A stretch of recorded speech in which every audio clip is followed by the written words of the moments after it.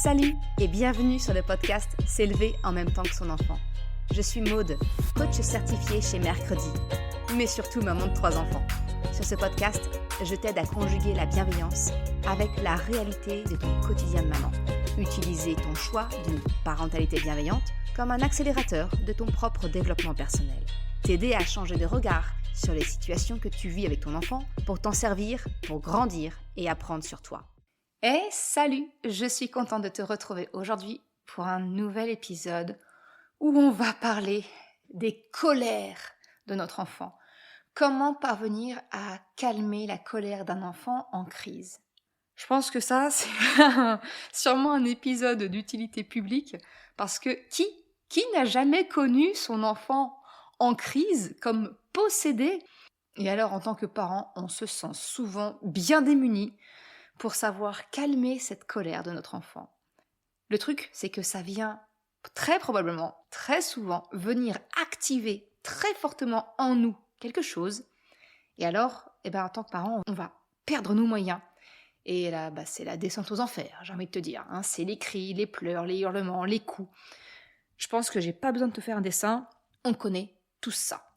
Alors justement, comment parvenir à calmer la colère de notre enfant en pleine crise, en pleine tempête émotionnelle, de manière simple et efficace. C'est tout ce que je vais te partager dans l'épisode d'aujourd'hui. La première des choses que je voudrais te partager, te rappeler peut-être, c'est que la colère de ton enfant, ce n'est pas un caprice. Cet amalgame, il a malheureusement la vie dure, parce que les colères sont encore trop fréquemment confondues et nommées comme étant des caprices, et que le parent se doit de sanctionner, de punir, sous peine d'être laxiste. Cette confusion, en fait, malheureusement, elle est liée à une véritable méconnaissance des progrès des neurosciences et de ce qu'est réellement, finalement, la parentalité positive, bienveillante, quel que soit le nom qu'on lui donne. C'est vraiment cette méconnaissance-là. Et ça, je t'en ai déjà un petit peu parlé dans l'épisode 59, ni sévère ni laxiste, le juste milieu. C'est l'épisode 59. Pour rappel, comme d'habitude, tu as tous les liens en description de l'épisode. Mais voilà, c'est vraiment ce genre de confusion qui nous aide pas finalement à prendre confiance dans la façon dont on accompagne son enfant et qui quelquefois nous pousse à réagir de manière plus automatique, j'ai envie de te dire, quelque part, et de se dire non mais il faut que je réagisse là, c'est un caprice.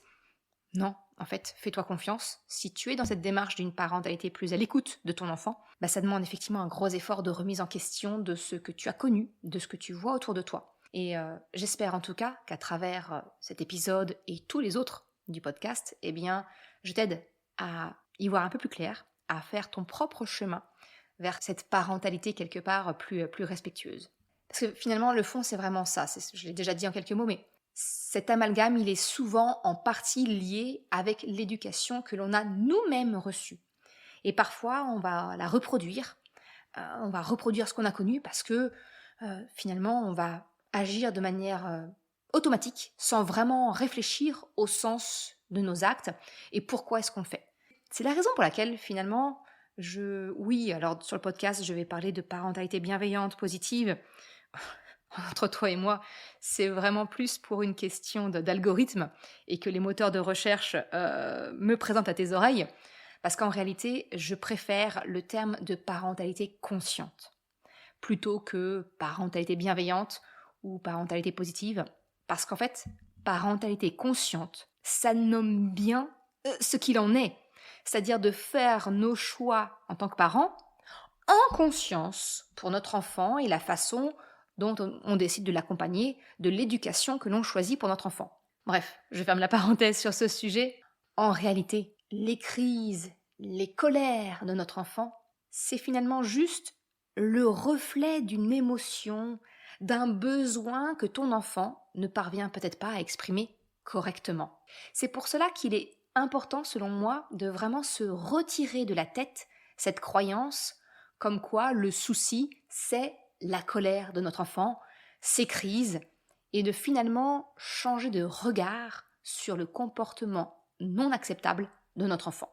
La colère n'est pas un caprice de l'enfant. C'est un signal qu'un besoin, une valeur est heurté chez lui. En fait, C'est un signal qui exprime quelque chose de bien plus profond. Une frustration, de la fatigue, un besoin non comblé, et que finalement notre enfant ne sait pas reconnaître, qu'il ne sait pas correctement l'exprimer, qu'il ne sait pas vivre cette émotion. Et j'ai envie de te dire, c'est peut-être justement tout le but de notre accompagnement, de notre rôle en tant que parent. Non pas, donc, de sanctionner le comportement, parce que ça ne va absolument pas calmer la colère de ton enfant, mais au contraire, de savoir reconnaître ce signal pour apprendre à ton enfant comment réagir, comment exprimer son émotion. Et le hic, c'est que bien souvent, en tant que parent, on ne sait pas le faire déjà pour nous-mêmes. J'ai envie de dire, quelque part, on le fait un peu au feeling, avec l'expérience. On réagit par instinct, mais on n'a pas du tout conscientisé comment réagir en fonction de nos émotions. Cette intelligence émotionnelle-là, on ne l'a pas conscientisée. C'est vraiment quelque chose qu'on fait à l'instinct, au feeling. Alors, quand ce ne sont pas des trop grosses émotions, généralement, on parvient à peu près à les gérer. C'est acceptable, on va dire. Mais il nous arrive bien souvent de nous sentir, nous aussi, complètement débordés par une émotion. Et c'est là que l'on peut déraper et de ne pas réagir avec notre enfant comme on l'aurait peut-être souhaité. C'est pour cela qu'il me semble vraiment essentiel, en tant qu'adulte, en tant que parent, de savoir, nous, reconnaître, vivre, comprendre et exprimer nos émotions pour être ensuite en mesure de vraiment transmettre cela à notre enfant. Donc, ce que je te partage dans l'épisode d'aujourd'hui, c'est valable naturellement pour ton enfant et calmer sa colère, mais c'est également applicable à toi. Ne l'oublie pas, s'il te plaît. Rentrons dans le vif du sujet. Quels sont les outils concrets qu'on peut utiliser pour calmer la colère de notre enfant ? Eh bien, j'ai envie de te dire que quand ton enfant pique une crise, bien souvent, on ne sait pas comment faire exactement. Ce que je vais te proposer là, c'est vraiment, encore une fois, des outils concrets pour te permettre d'apaiser ton enfant, calmer sa colère. Ce que je veux dire par là, c'est que je ne vais pas te donner un mode d'emploi. Ton enfant, c'est pas une recette de gâteau, c'est pas quelque chose de reproductible. Ce qui va fonctionner une fois ne fonctionnera peut-être pas la fois suivante. Ce qui fonctionne avec ton enfant ne fonctionnera peut-être pas avec son frère ou sa sœur. Et j'ai envie de te dire, c'est normal. Parce qu'ici, on parle d'émotions. Donc, par nature, des ressentis qui sont très personnels. Donc, pour parvenir à calmer la colère de ton enfant, apaiser ses crises, je te propose de créer ce que j'appelle la trousse de secours émotionnel.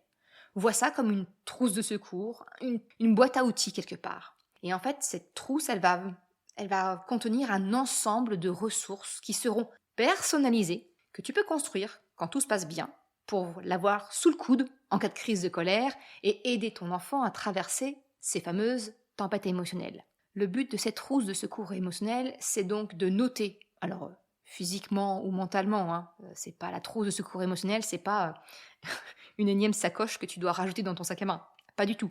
C'est une boîte à outils mentale quelque part, d'accord ? C'est une liste que tu fais dans ta tête, que tu notes sur un post-it si tu veux. Moi, j'encourage aussi de l'afficher pour que les membres de la famille sachent comment calmer tel membre de la famille, parce qu'encore une fois, on est tous différents et donc il y a des choses qui vont fonctionner une fois sur l'un de nous et pas du tout pour les autres.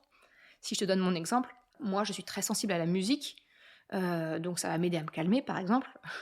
Si je mets la musique à mon mari, on peut être sûr que ça fonctionne absolument pas, voire ça aura l'effet inverse recherché. Ça ne va pas du tout l'apaiser, ça va au contraire l'activer encore plus fort. Donc voilà, c'est vraiment garde en tête que quand je te parle de trousse de secours émotionnel, c'est une liste d'outils qui seront, de ressources finalement, qui sont personnalisées à chacun, qui sont propres à chacun, et que tu peux utiliser n'importe quand, parce que ce ne sont pas spécialement des choses que tu as à transporter sur toi. Ça peut, ça peut, mais pas nécessairement. Je vais être beaucoup plus concrète et rentrer dans le détail. Ça arrive. Donc ce que je veux dire, c'est que cette fameuse trousse de secours émotionnel, effectivement, tu vas l'imaginer dans un moment calme pour trouver tout ce qui aide ton enfant, ou toi, à permettre de facilement redescendre la pression et de parvenir à revenir au calme plus rapidement, plus facilement en tout cas. La trousse de secours émotionnel, c'est un concept que j'ai créé et dont je t'évoque les bienfaits dans mon guide gratuit du retour au calme qui s'appelle la boussole des émotions. Alors la boussole des émotions, par exemple, c'est un des outils simples et concrets que tu peux utiliser dans ta trousse de secours émotionnel. Encore une fois, tous les liens sont en description. Tu peux aller jeter un coup d'œil à ce qu'est cet outil, la boussole des émotions, pour voir si effectivement tu souhaites l'ajouter à ta trousse de secours émotionnel. Si je te donne d'autres exemples, des exemples supplémentaires, pour vraiment que tu comprennes qu'est-ce qui peut être inclus dans cette fameuse trousse de secours émotionnel, ça peut être des choses, on pense très naturellement, nous en tant que parents, ça va être les objets de réconfort. Un doudou, une couverture, un objet familier, ça peut être des fidgets, ça peut être des odeurs, tu sais, par exemple, moi je sais que ma maman me mettait son parfum sur un mouchoir. Voilà, ça peut être des petites choses comme ça. Ça peut être des techniques de respiration, d'apprendre à ton enfant à savoir respirer profondément pour l'aider à se calmer. La respiration ventrale, la cohérence cardiaque, il y en a plein. Ça peut être des techniques d'auto-hypnose, de relaxation, etc. En fait, ce sont des outils qui peuvent te paraître très simples. Trop simples, oui, mais sincèrement, ce sont les plus efficaces. Crois-moi. En fait, tout passe par l'accueil des émotions de prime abord. Et en réalité, la colère, c'est pas une émotion qu'il faut absolument bannir et éviter. La colère est un sentiment légitime et nécessaire. La colère ne doit donc pas être réprimée. Les colères de ton enfant, elles doivent être écoutées, comprises comme n'importe quelle émotion. Je répète, c'est parce que c'est vraiment important, mais la colère, elle est légitime. En réalité, c'est la façon dont on l'exprime qui peut être non acceptable. Quand la colère est communiquée, exprimée par des cris, des coups, etc., c'est son expression, c'est la façon dont on l'exprime qui n'est pas acceptable. Mais le sentiment, lui, il est juste et légitime, parce que c'est comme ça que ton enfant le ressent. C'est comme ça que toi, peut-être, tu ressens ta colère. Il est vraiment essentiel, primordial, important. On y va sur les superlatifs. Mais il est vraiment important de percevoir la différence qu'il y a entre l'émotion et la façon dont elle est exprimée. Il faut dissocier les deux quand tu cherches à calmer ton enfant et à lui apprendre que peut-être sa façon de la communiquer n'est pas acceptable. Sa colère est acceptable. La façon dont il la communique ne l'est peut-être pas. Dans la formation S'élever en même temps que son enfant, eh bien, en fait, je t'accompagne vraiment à savoir personnaliser cette trousse de secours en fonction des besoins uniques de ton enfant, en fonction de tes besoins uniques à toi. On va bien au-delà de la boussole des émotions. On va vraiment bien au-delà pour créer un ensemble d'outils parfaitement sur mesure, avec toutes mes meilleures astuces qui te permettront enfin de savoir conserver ton calme plus facilement ou bien de le retrouver quand vraiment il est trop tard ou que, en tout cas, cette crise, quelque part, elle est nécessaire pour apprendre l'un sur l'autre. Une fois que tu auras créé ta trousse de secours émotionnel à toi, il te sera alors très facile d'accompagner ton enfant à créer la sienne. J'ai envie de te dire qu'au-delà d'être facile, ça va juste te paraître tout à fait normal.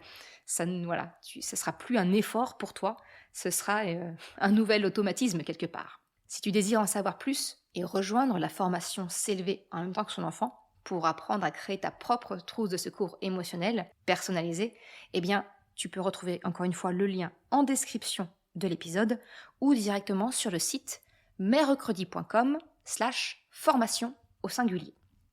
Pour terminer cet épisode, je voudrais insister sur le fait que finalement, quand tu vas aider ton enfant à calmer sa colère, eh bien, le bénéfice que tu vas en avoir, c'est que ça va venir renforcer la connexion que tu as avec ton enfant. Oui, calmer la colère de ton enfant, c'est-à-dire vivre une crise avec ton enfant, ça a pour bénéfice, si tu parviens à le gérer de la bonne manière finalement, ça a pour bénéfice de venir renforcer la connexion parent-enfant.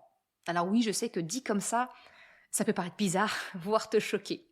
Et pourtant, je signe et je persiste.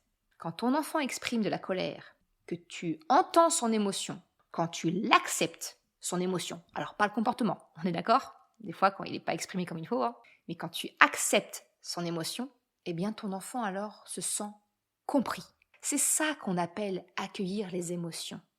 Et se sentir compris par une autre personne, ça va venir nourrir le lien que l'on partage avec elle. Donc oui, lorsque tu accompagnes la colère de ton enfant, que tu l'aides à comprendre ce sentiment, à comprendre le message de son émotion, au-delà de son comportement, tu lui permets d'apprendre à mieux vivre ses émotions.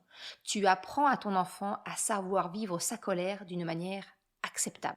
Ton enfant se sent alors en sécurité avec toi, en sécurité émotionnelle, parce que ton enfant comprend alors que tu es là pour lui, non pas pour le gronder ni le punir. Non, chaque colère, chaque crise entre ton enfant et toi vient vous apprendre à tous les deux à un peu mieux vous connaître, à exprimer vos besoins, vos valeurs, et ainsi à approfondir cette espèce de mode d'emploi qui vous est propre.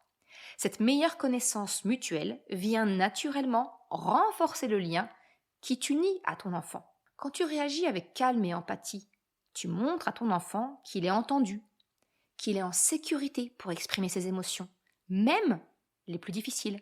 Cela renforce non seulement son sentiment de sécurité, mais aussi la confiance qu'il a en toi. Il apprend que ses émotions sont valides et qu'il peut compter sur toi pour l'aider à les traverser, apprendre à les exprimer d'une meilleure manière. Utiliser ces challenges de notre vie de parent comme moteur pour renforcer la relation avec notre enfant, c'est exactement ce que je t'accompagne à faire dans les 6 modules de la formation S'élever en même temps que son enfant. Dans cette formation, on voit vraiment en détail les émotions, comment construire un cadre, des règles pour ton enfant auquel il va adhérer naturellement, mais aussi comment donner confiance en lui à ton enfant, comment susciter sa coopération naturelle et volontaire à la vie de la maison, et enfin, comment retrouver une ambiance sereine à la maison. Si tu désires en savoir plus, tu peux me contacter directement ou jeter un œil au programme, encore une fois, sur mercredi.com/formation au singulier. Alors, pour conclure sur cet épisode, j'espère que ces conseils te seront utiles pour pouvoir permettre d'apaiser les colères de ton enfant et de renforcer votre relation à vous. Si tu veux aller plus loin, je te rappelle que tu peux télécharger gratuitement mon guide PDF, la boussole des émotions, via le lien en description. Et pour découvrir, encore une fois, comment transformer ces moments en véritables occasions d'apprentissage, je t'invite à rejoindre la liste d'attente de la formation S'élever en même temps que son enfant. Je te remercie d'avoir écouté cet épisode jusqu'à la fin. Si tu souhaites soutenir le podcast pour m'encourager à continuer à créer des épisodes, tu peux le faire sur le site mercredi.com/soutien en me faisant un don libre. Une autre façon de m'encourager et qui est vraiment très efficace, c'est d'en parler tout simplement autour de toi, de partager le podcast, le site, et si le cœur t'en dit, c'est également de me laisser un commentaire ou une note sur Apple Podcast, Spotify, quelle que soit la plateforme, si elle te le permet. Ça m'aide vraiment à faire connaître le podcast, à diffuser ce message qu'une autre façon de la parentalité est possible. Un grand merci à celles et ceux qui prennent le temps de le faire, mais également ceux qui m'envoient des messages privés. Ça me fait toujours très chaud au cœur. Je te souhaite une excellente journée, après-midi, soirée, quel que soit le moment où tu écoutes, et je te dis à très bientôt pour un nouvel épisode. Ciao!